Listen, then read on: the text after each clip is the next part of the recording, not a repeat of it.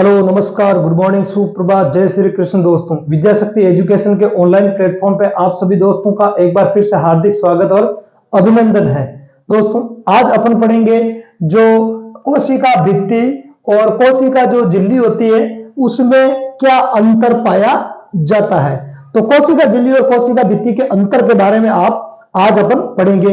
इससे पहले कोशिका भित्ति क्या होती है और कोशिका झिल्ली क्या होती है उसकी पूरी जानकारी के लिए आप अलग से वीडियो देखें, प्लेलिस्ट में जाएं और प्लेलिस्ट में जाकर जो बायोलॉजी की जो प्लेलिस्ट है उसके अंदर आपको कोशिका भित्ति और कोशिका झिल्ली के लिए अलग से अपलोड वीडियो मिलेगा। तो वहां जाकर आप संपूर्ण जानकारी है वो कोशिका भित्ति और कोशिका झिल्ली की प्राप्त कर सकते हो। ठीक है, आज के अपने वीडियो में अपने का पढ़ने का जो उद्देश्य है वो केवल इनमें अंतर पढ़ने का है। ठीक है, तो इनमें दोनों में क्या अंतर होता है उसको अपने को देखना है।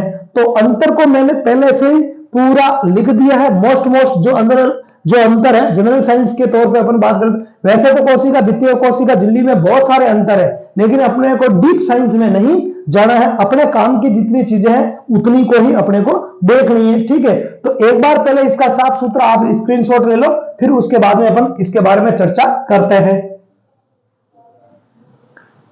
ओके, बात करें अपन कोशिका भित्ति और कोशिका झिल्ली के अंतर की, तो पहला अंतर क्या होता है कोशिका भित्ति और कोशिका झिल्ली में।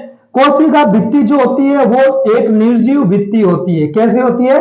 निर्जीव। ध्यान रखना, कोशिका भित्ति निर्जीव होती है, जबकि कोशिका झिल्ली कैसे होती है? सजीव झिल्ली होती है। कैसे झिल्ली होती है? सजीव झिल्ली होती है। आगे बात समझ में। दूसरा अंतर अपन देखते हैं। दूसरा अंतर है कि कोशिका भित्ति है मुख्यतः सेल्यूलोज की बनी होती है। किसकी बनी होती है? सेल्यूलोज की। तो सेल्यूलोज की तो किस में बनी होती है? पादपों में बनी होती है। सेल्यूलोज की किन में बनी होती है? पादपों में बनी होती है। इसके अतिरिक्त ये काइटिन की भी बनी होती है। किन में? कवकों में। कवकों में ये काइटिन की बनी होती है। ठीक है, और पेप्टिडोग्लाइकन की बनी होती है ये जीवाणु में। किन में बनी होती है? जीवाणु में बनी होती है। क्योंकि आपको पता हो जो कोशिका भित्ति है वो सब कोशिकाओं में नहीं पाई जाती है, कुछ कोशिकाओं में कोशिका भित्ति पाई जाती है। तो किन किन कोशिकाओं में कोशिका भित्ति पाई जाती है? तो उनमें ये एक प्रकार के पदार्थ से नहीं बनी होती है। पादपों में ये सेल्यूलोज की बनी होती है, कवकों में काइटिन की बनी होती है। देखो, पादपों में सेल्यूलोज की होती है, ये तो अपने को कक्षा 6 से मालूम है। आगे बात समझ में। अब कवकों में किसकी बनी होती है? तो के फॉर कवक, के फॉर काइटिन। ये अपने ट्रिक हो जाएगा। क्या हो जाएगा? ये इसका ट्रिक हो जाएगा। के फॉर कवक, के फॉर काइटिन। अब बात करें पेप्टिडोग्लाइकन की, तो पेप्टिडोग्लाइकन की कोशिका भित्ति किसकी में बनी होती है? जीवाणु में। भाई कवकों में बनी होती है काइटिन की, और पादपों में अपने को पहले से मालूम है सेल्यूलोज की होती है। तो बचा क्या? जो बचा पेप्टिडोग्लाइकन, उसको जीवाणु में लिख देना। अब जानना, पादपों में ये सेल्यूलोज के अलावा किसकी होती है? हेमीसेल्यूलोज भी पाया जाता है इसमें। क्या पाया जाता है? हेमीसेल्यूलोज। इसके अलावा प्रोटीन और पेक्टिन ये भी पाया जाता है इसके अंदर। तो पादपों में कोशिका भित्ति और बात करें तो सेल्यूलोज, हेमीसेल्यूलोज, प्रोटीन, पेक्टिन और भी कैल्शियम और मैग्नीशियम के पेक्टाइड वगैरह पाए जाते, पर अपने को पढ़ना है नहीं, इतना आता भी नहीं। अपने को पादपों में ज्यादा से ज्यादा ये इतना याद रखो कि सेल्यूलोज, इसके अतिरिक्त हेमीसेल्यूलोज, प्रोटीन और पेक्टिन की बनी होती है। मुख्यतः वो सेल्यूलोज ही पूछा जाता है। अब आगे बात करें इनमें कोशिका झिल्ली, तो कोशिका झिल्ली मुख्यतः लिपोप्रोटीन की बनी होती है। कोशिका झिल्ली किसकी बनी होती है? लिपोप्रोटीन की। लिपो का मतलब होता है यहाँ लिपिड से। लिपो का मतलब क्या होता है? लिपिड। और लिपिड का मतलब होता है वसा। क्या होता है? वसा। तो ये वसा और प्रोटीन की बनी होती है। किसकी बनी होती है? वसा और प्रोटीन की बनी होती है। कौन? कोशिका झिल्ली सब जीवों में। ठीक है, सब जीवों में मुख्यतः लिपोप्रोटीन की ही बनी होती है। और लिपिड में यदि पूछे तो कौन सी लिपिड होती है? तो वो होती है फास्फोलिपिड। लिपिड का कौन सा प्रकार पाया जाता है? फास्फोलिपिड। कौन सा प्रकार? फास्फोलिपिड है वो इसमें पाया जाता है। तो कोशिका झिल्ली बनी होती है आपके लिपोप्रोटीन की, मतलब लिपिड वसा और प्रोटीन की, जबकि कोशिका भित्ति पादपों में सेल्यूलोज की मुख्यतः, कवकों में काइटिन की और जीवाणु में पेप्टिडोग्लाइकन की बनी होती है। अगले अंतर को अपन देखते हैं। अगला अंतर है अपना, सभी कोशिकाओं में नहीं पाई जाती है, केवल पादपों में पाई जाती है। कौन? कोशिका भित्ति। कवकों में पाई जाती है और जीवाणु में पाई जाती है, एवं प्रोटिस्टा जगत के कुछ सदस्यों में पाई जाती है। प्रोटिस्टा में प्रोटिस्टा में उपस्थित, ठीक है, मैं उपस्थित 2 बार लिख दिया, कुछ सदस्यों में, एक को काट दो, मैं उपस्थित या कर देता हूं मैं कुछ सदस्यों में, ठीक है। तो प्रोटिस्टा जगत के कुछ सदस्यों में ये पाई जाती, सब में नहीं पाई जाती, ध्यान रखना। जैसे अमीबा प्रोटिस्टा का नहीं पाई जाती है, ठीक है, पैरामीशियम नहीं पाई जाती है, ठीक है। इसके अलावा बात करें यूग्लिना में पाई जाती है। तो ऐसे है डीप साइंस की चीजें इतनी अपने को नहीं देखनी है, ठीक है। आगे इधर इसका चौथा अंतर देते हैं, सभी कोशिकाओं में उपस्थित होती है, ध्यान रखना है। कोशिका झिल्ली सब कोशिकाओं में पाई जाती है। जीवद्रव्य के चारों ओर जो आवरण होता है द्विस्तरीय, उसको ही हम क्या बोलते हैं, कोशिका झिल्ली कहते हैं। एक भी ऐसी कोशिका नहीं जो झिल्ली विहीन हो, क्योंकि झिल्ली नहीं होगी तो कोशिका का अस्तित्व नहीं रहेगा, सारा जीवद्रव्य ऐसे बिखर जाएगा, फिर तो कल्पना ही नहीं कर सकते हैं भाई। मान लिया कि कोई कमरा है, कोई रूम है, अपन किसी रूम की बात करें तो 4 दीवारों से वो बंद होता है, ठीक है। एक तरफ की दीवार नहीं है तो भी चल जाएगा, लेकिन चारों दीवारों को हटा दे फिर रूम का अस्तित्व रह सकता है क्या? दीवारों के बगैर रूम का अस्तित्व कैसे रहेगा? तो ऐसे ही झिल्ली के बगैर कोशिका का अस्तित्व कैसे रहेगा, ठीक है। फिर तो वो ओपन वाला मामला हो गया, ठीक है, तो नहीं होता है, ठीक है। तो कोशिका जो झिल्ली होती है वो सभी कोशिकाओं में पाई जाती है। अगले अंतर की बात करें, चौथा अंतर देखते हैं अपन। तो चौथा अंतर है जंतु कोशिकाओं में अनुपस्थित होती है। कौन? कोशिका भित्ति। कक्षा 6 से ही आप पढ़ रहे हो इस जानकारी को कि जंतुओं की कोशिकाओं में कोशिका भित्ति नहीं पाई जाती है। आगे बात समझ में, जबकि ये जंतुओं में भी पाई जाती है। ऊपर वैसे आ गया सभी कोशिकाओं में पाई जाती है, तो आ गया जंतु भी शामिल हो गए, लेकिन इस अंतर के लिए ये और मैंने लिख दिया ताकि कंफ्यूजन ना हो, मतलब ये जंतुओं में भी पाई जाती है। अगले 5वें अंतर की बात है, कोशिका भित्ति होती है वो अपारगम्य होती है। कोशिका भित्ति कैसे होती है? अपारगम्य होती है, इससे किसी भी प्रकार के पदार्थ इधर से उधर नहीं जा सकते हैं। आगे बात समझ में। अब आप कहोगे कोशिका भित्ति अपारगम्य होती है तो पादप कोशिकाओं के अंदर पदार्थ अंदर और बाहर कैसे जाते हैं, उसका प्रोसेस अलग होता है।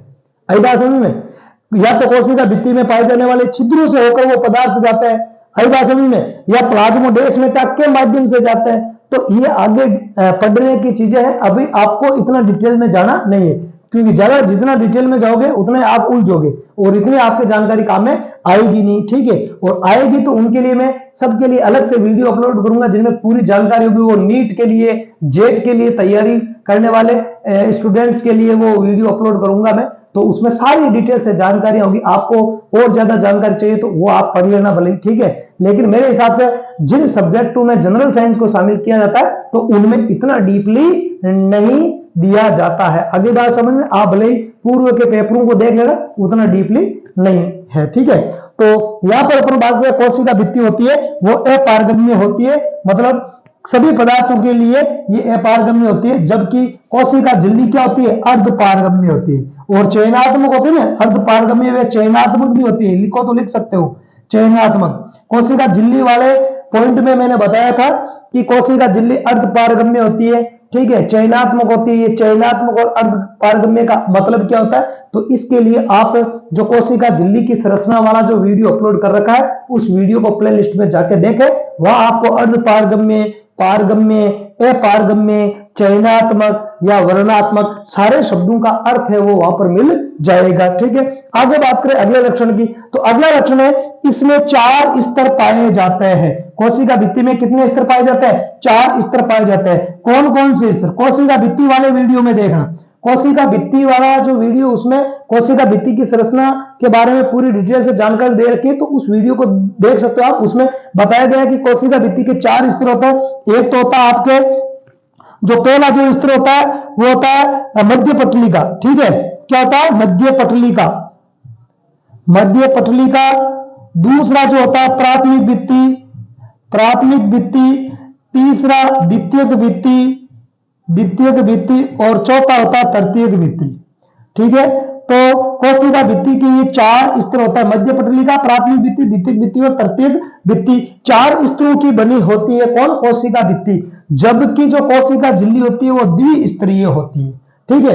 लिपिड के कितने स्तर होते हैं? 2 स्तर होता है। उसमें प्रोटीन है वो बीच बीच में धसी रहती है जिसको समाकलन प्रोटीन बोलते हैं, और एक परिधि के ऊपर पाई जाती है जिसको परिधीय प्रोटीन कहते हैं। इसके लिए तरल मॉडल वाला जो वीडियो वो आपको देखना पड़ेगा ना। कोशिका झिल्ली की संरचना का तरल मोजेक मॉडल है, उसमें आप देखना तो सारी द्विस्तरीय होती है, दो स्तर कहां कहां कैसे कैसे होता है, तो ये सारे वहां पर बताए गए हैं। तो ये मोटे तौर पर देखें तो ये 6 अंतर है कोशिका झिल्ली और कोशिका भित्ति के अंतर कद मैंने आपको बता दिए। वैसे कोई प्रश्न ऐसा नहीं आएगा कि कोशिका भित्ति और कोशिका झिल्ली में क्या अंतर है, इनका ये सार संक्षेप है, ठीक है। तुलनात्मक अध्ययन है तो कई बार परीक्षा के अंदर पूछ लिया, तुलनात्मक अध्ययन होगा तो अपने को पता रहेगा। जैसे मान लिया कि क्वेश्चन आ गया कि निम्न में से कोशिका झिल्ली होती है, ऑप्शन ए में, जैसे मान लिया प्रश्न आ गया क्या आ गया, निम्न में से कोशिका झिल्ली होती है। अब ऑप्शन ए में दे दिया, मान लिया कि अपारगम्य, अपारगम्य, ऑप्शन बी में दे दिया पारगम्य, पारगम्य, ऑप्शन सी में दे दिया अर्धपारगम्य, अर्धपारगम्य, और ऑप्शन डी में दे दिया मान लिया उपयुक्त सभी। तो क्या हो जाएगा, कोशिका झिल्ली होती है वो अर्धपारगम्य होती है, न ये आएगा न ये आएगा, और कोशिका भित्ति का पूछ ले तब राइट आंसर क्या हो जाएगा, ये हो जाएगा। तो इस प्रकार फिर वहां पे अपने को क्या कंफ्यूज हो जाती है। तो तुलनात्मक अध्ययन करते हैं तो अपने दिमाग में जितनी भी कंफ्यूजन होती है वो तुलनात्मक अध्ययन से ही निकलती है। ये आपको हमेशा ध्यान में रखना चाहिए। कोई दो पॉइंट आपको कंफ्यूज कर रहे हैं तो जब तक आप उनको साथ साथ में तुलनात्मक अध्ययन करके नहीं पढ़ोगे कि भाई इसमें ये चीज होती है, इसमें ये नहीं होती है, इसमें ये नहीं होता है, इसमें ये होता है, तब तक वो चीजें समझ में नहीं आएगी और तब तक वो आपको अनबैलेंस करेगी, कंफ्यूज करेगी एग्जाम के अंदर। तो तुलनात्मक अंतर समझने से अब आपके ये कंफ्यूजन नहीं रहेगी, ठीक है। तो इस वीडियो में अपन इतना ही पढ़ेंगे। यदि आपने चैनल को अभी तक सब्सक्राइब नहीं किया तो सबसे पहले आप चैनल को सब्सक्राइब करो, ठीक है, लाइक करो और बेल वाला आइकन को प्रेस करो ताकि जैसे ही मैं कोई वीडियो अपलोड करूं उसका नोटिफिकेशन आपको हाथों हाथ मिल जाए। और यदि वीडियो आपको अच्छा लगा है तो दोस्तों में इसको जरूर शेयर करें, ठीक है। धन्यवाद।